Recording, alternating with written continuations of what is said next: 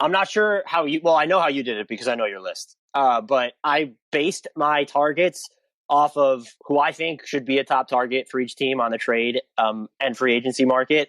And I took into account, obviously, roster construction, but I'm not the person, unless I think it's feasible, that's going to say, hey, the Lakers should prioritize signing and trading for Kawhi Leonard. So, like, I took into the fact their cap sheets, their assets, and what I think is realistic. And I did varying levels of aggression.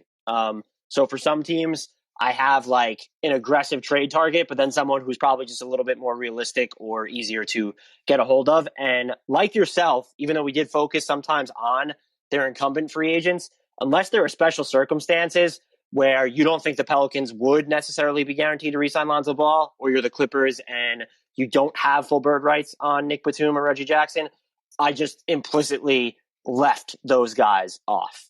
I focused more so on outside free agency targets when it came to that category. I mean, that sounds like a lot of work. Like, I just picked names out of a hat while I was coming back from the pool.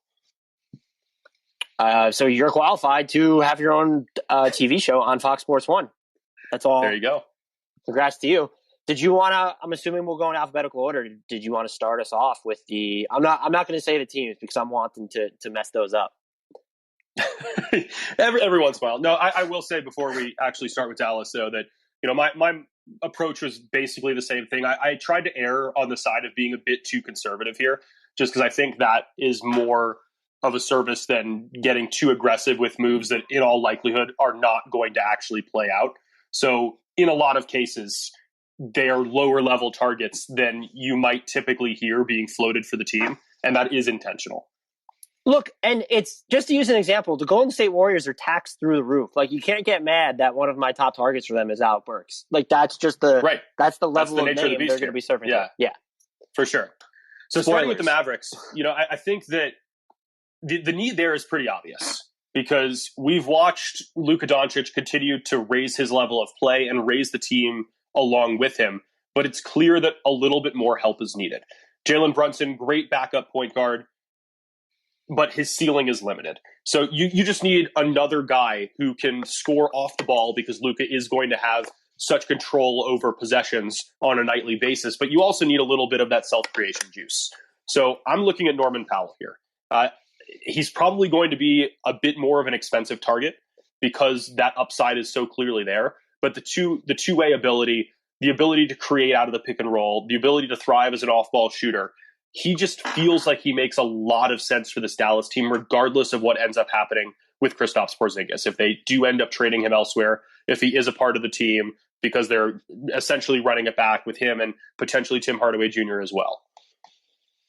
Yeah, and he's like kind of a scorer that they don't have that like north-south element of too, where I know he's not like the highest volume guy at the rim, but he still will get there from time to time. And that's not necessarily like, I know Luka Doncic gets to the basket a ton, but like Dallas isn't getting to the rim at an absurd clip. This year they were set third to last during the playoffs, or no, third to last in the regular season at rim frequency.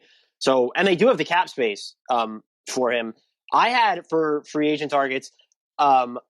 So their cap space situation is weird. So I'll say that first. They ostensibly get to pick between Tim Hardaway Jr. or $20+ million in cap space. I think they can do both. If I'm them and Josh Richardson opts in, I think someone would definitely take him into cap space, and I would grease the wheels of a Dwight Powell salary dump, 2 years and $22.2 million left on his contract. You can then re-sign Tim Hardaway Jr. at basically an identical number to what he got this year and still have $25+ million in room.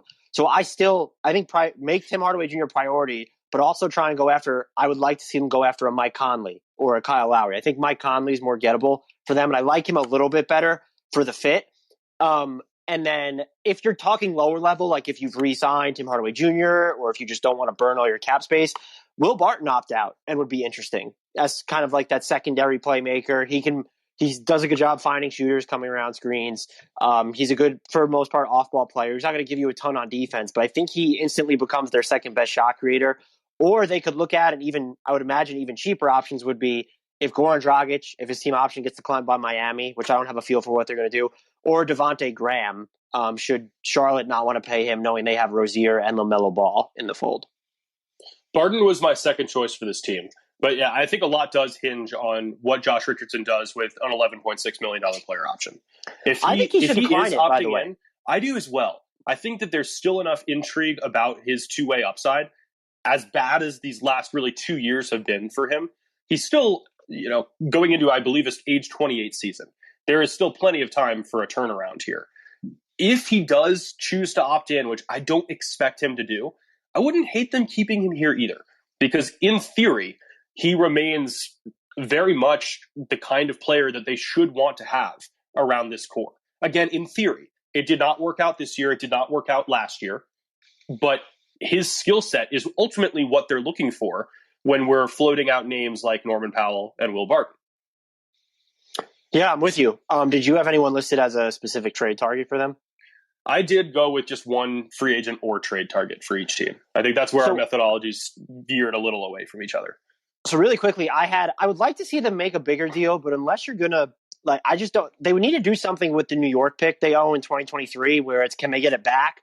So they have the freedom to trade more picks is ostensibly the only way I can envision them getting into play if they want a Zach LaVine or a Bradley Beal. And I still think their offers would fall short just because they don't have that young centerpiece, and Kristaps Porzingis really no longer qualifies as that.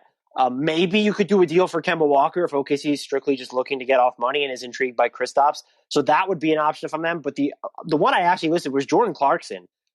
If you can do a deal with Utah, who in my mind, should Richardson opt in, I have Richardson listed as a potential trade target for them. That might be a good sort of, maybe Utah needs a little bit more because of how bad Richardson was. But I know Clarkson cooled off towards the end of last year. He still averaged 18.4 points while downing 52.3% of his twos. And he should get some higher shot quality. Look, Utah shot quality is through the roof, so never mind. But he should get some more off-ball opportunities next to Luka. But he can also run those second units without him. And at $13 million a year for the next 3 seasons, I think that's reasonable for someone who very clearly becomes your second best shot creator after Doncic. I get it. I don't love it because I think if you're making a trade in particular, you want a guy who can thrive both as the leader of the second unit and alongside Doncic, who ultimately is going to be playing 40-plus minutes per game in the postseason. And I don't know that I love the two of them together because Clarkson is so much better on the ball, monopolizing possessions, and then you're relegating Doncic to the wings or to the corners. So I don't know that it makes as much sense, but I still don't mind it. My other thought was would they use Utah? I think could trade any one of Favors, Bogdanovich, Clarkson, or Ingles just to cut what would be a huge tax bill should they bring back Mike Conley. And so they just want, because Dallas has cap space, if they just want someone cheap and you're only giving up, a swap with Richardson works straight up. But if they really just want to jettison cap space or something,